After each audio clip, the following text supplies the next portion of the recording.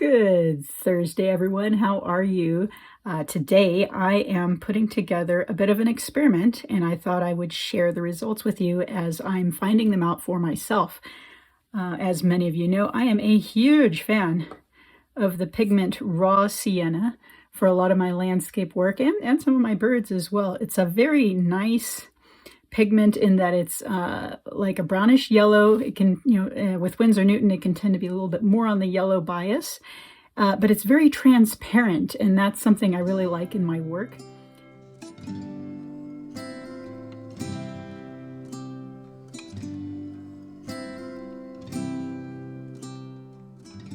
But I've realized that I have a whole bunch of other raw siennas that I haven't really experimented with yet.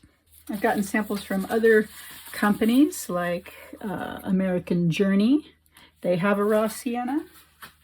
Of course, Daniel Smith's samples, and that has a raw sienna. More recently, I got one from Holbein, which is a raw sienna, one of their sample sheets, as well as MaimeriBlu. MaimeriBlu, which is based out of Italy, and so they might have a really good sienna, seeing as sienna comes from Italy, or came from Italy. I also have a natural sienna called Monte Amiata sienna from Daniel Smith as well, and I've been using this a little bit more because it just has a really nice tone to it. But I thought, well, you know what, I'm going to just do all of them at once so I can actually, for myself, have a side-by-side comparison. And one thing I really like to use my raw sienna for is when I do washes of skies where you have that fine gradation of blue down to yellow. And what a lot of people don't realize is that sometimes if you use the wrong yellow or the wrong blue, you'll end up with a big streak of green going through your sky, and not everybody wants that. So I thought because they aren't all the same, I would try that with the blue just to see what kind of results we get. Now, Siena is a very famous town in Tuscany, Italy, where they have mined the pigment that's named after the town for centuries and centuries, going all the way back to ancient times. Through the Romans, through the, then the Venetian merchants, they took it to the rest of Europe. It has this lovely glow to it that you don't really quite get in a lot of other earth pigments. And lots of famous Renaissance artists used it. One of my favorite watercolorists of all time, John Singer Sargent, he used it.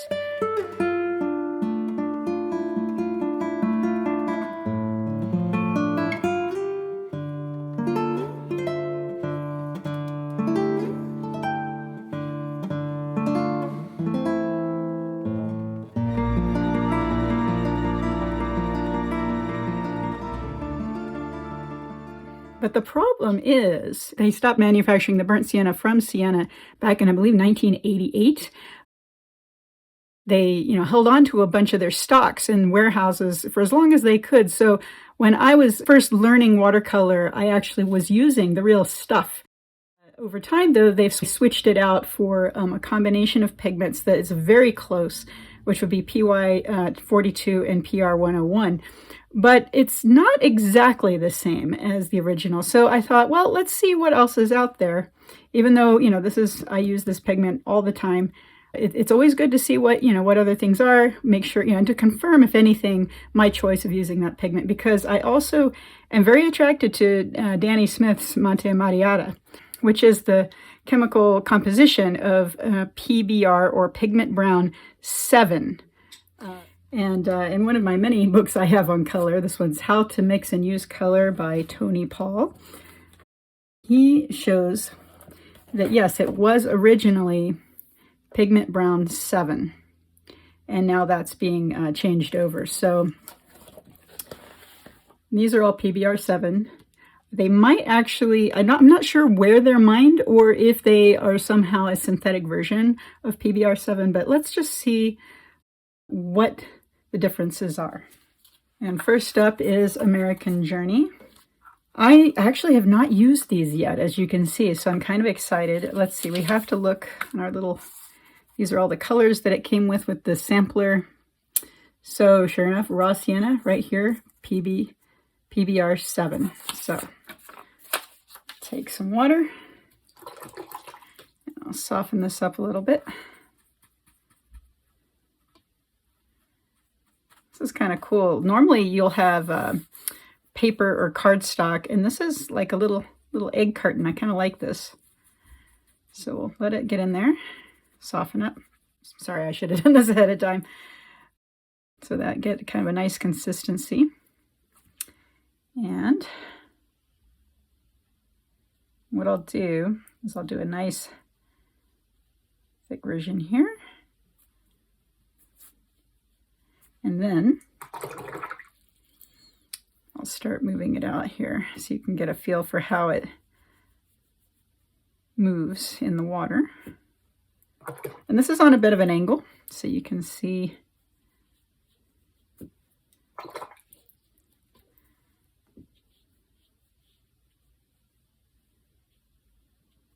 Okay, and as you know, I'm a huge fan of Daniel Smith. I have used I've tried out every single one of these 238 color charts that they give out. And if you can swing it, I highly recommend it because they have some awesome pigments.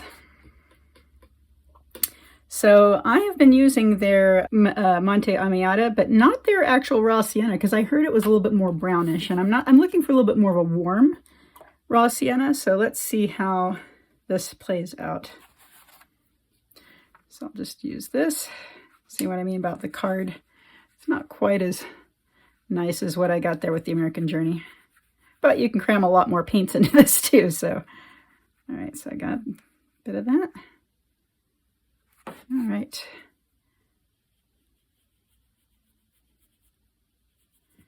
Get a little bit more.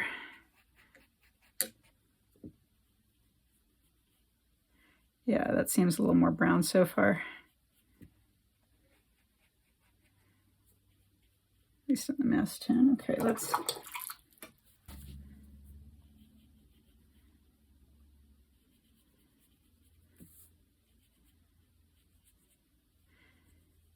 And I'm not testing this out necessarily for granulation and a lot of other things you can test for. I'm mostly just doing for a pure color comparison and also for the how it mixes with blue today.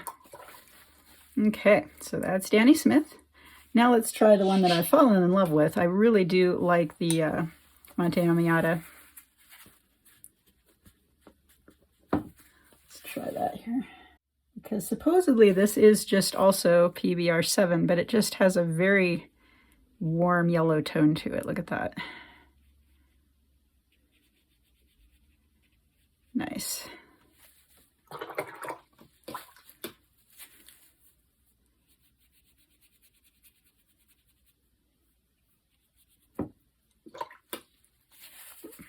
That's drying out under here.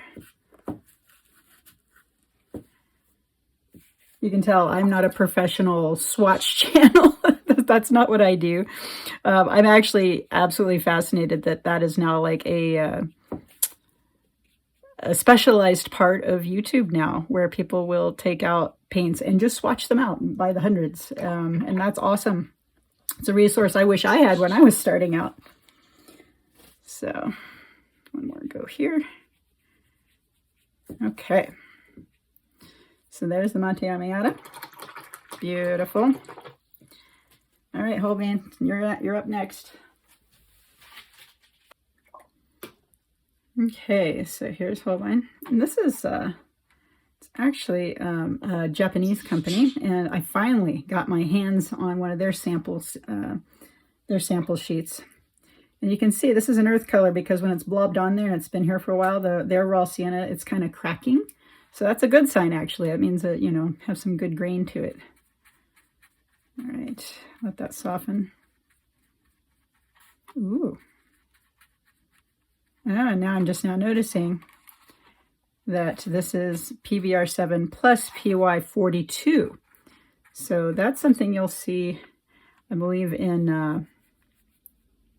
to make things look yellow. Yeah, look at that. It's a nice mix. But will it hold up to being mixed with blue? That's the real question.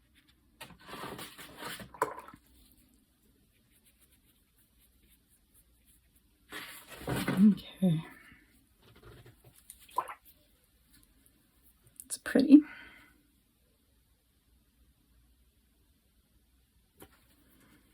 Okay, MaimeriBlu from the land of Italy. But let's give that a go. This is supposedly just PBR7. I'm kind of hoping this is going to be superior because it's manufactured in Italy, the land of... Oh my goodness, look, it's going away. Whoa. Not a whole lot to that sample, is there? Wow. Okay. Get that down before it goes away. Wow, would you look at that? That's pretty much almost the whole sample.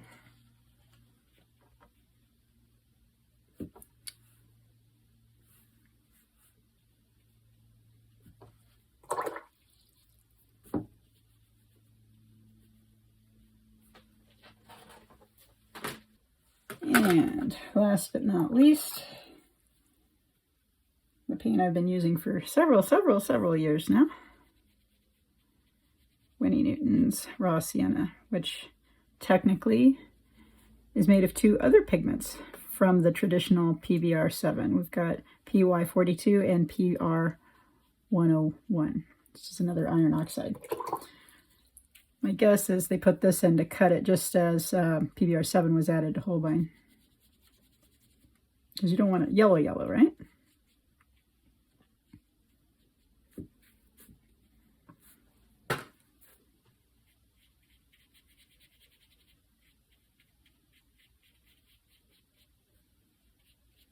Beautiful color.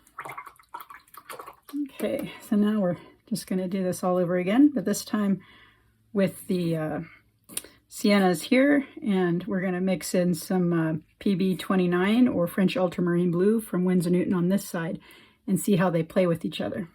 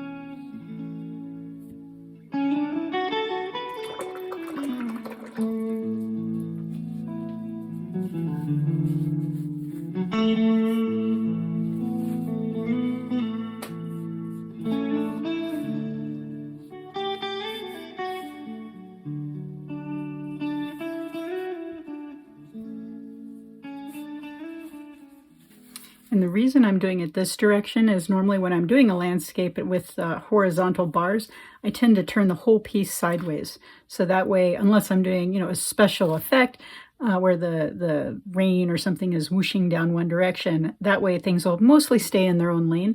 But what I'm looking for is to see if there's going to be a really vivid green band that happens when I take a yellowish pigment and a bluish pigment and put them together.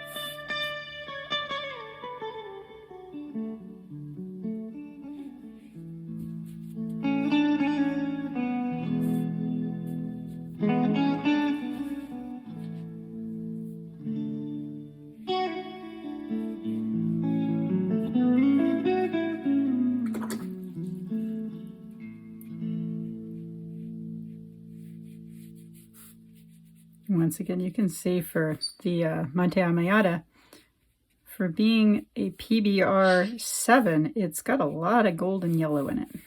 It's very pretty. Uh-oh. This is what happens when you pick them too close together. See that splotch coming in?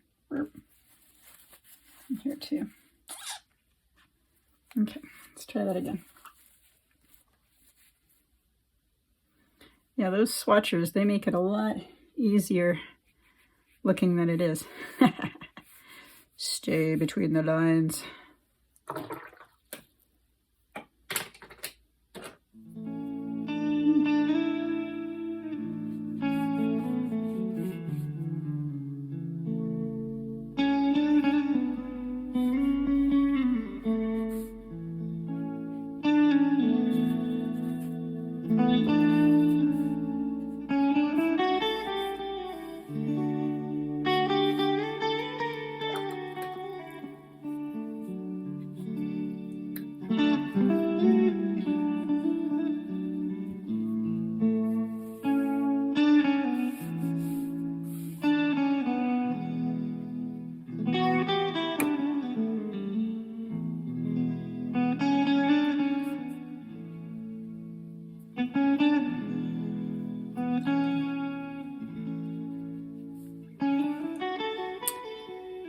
Holbein. Kind of like the granulation in this Holbein, even though it's a 2 pigment paint. It's a nice feel to it.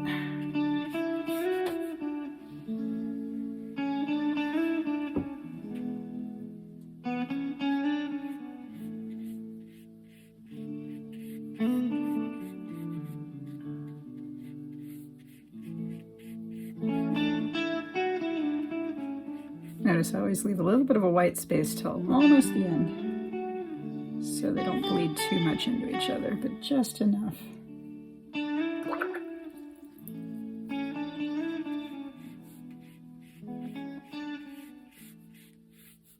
Oops, a little too much water there.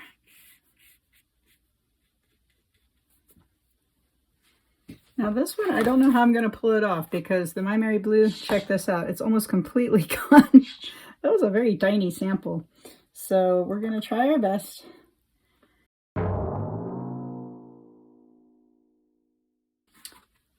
So what we're going to do is I'm going to try transparent yellow oxide instead and see what that does. And this is from Daniel Smith, so I'm going to write that down.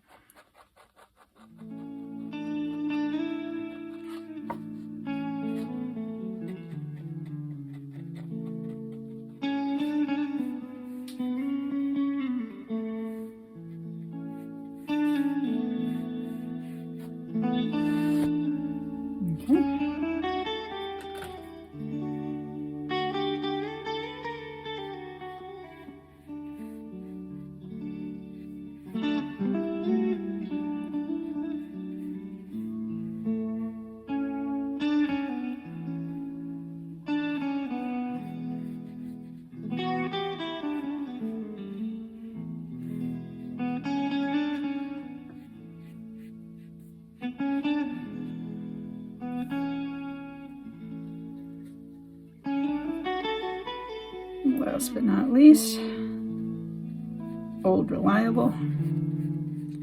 Once again, look how yellow this is. And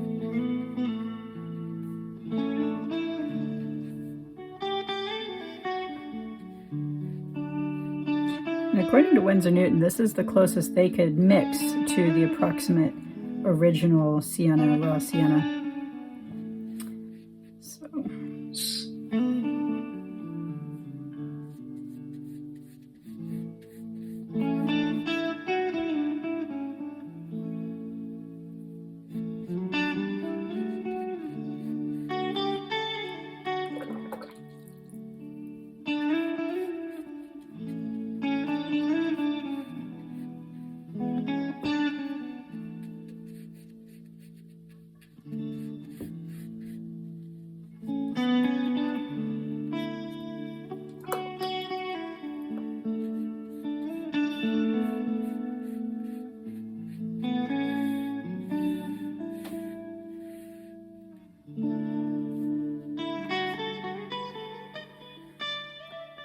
Okay.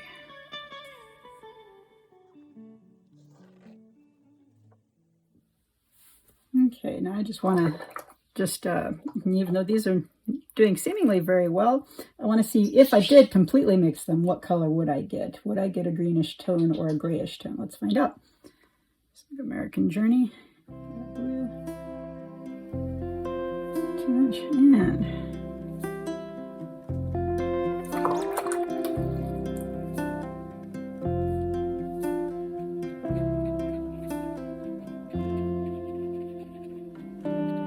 interesting.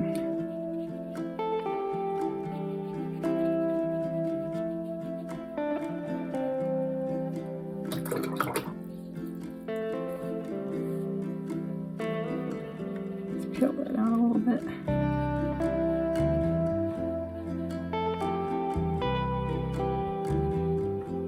Okay.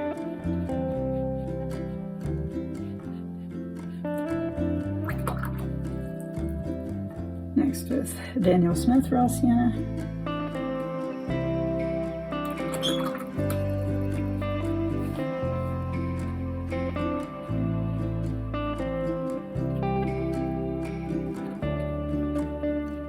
Might have added too much blue.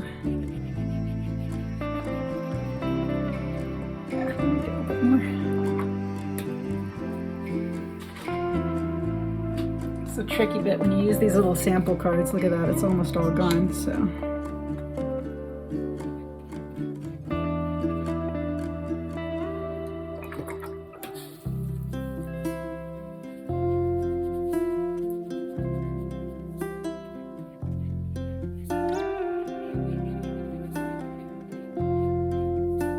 It seems to gray out as well.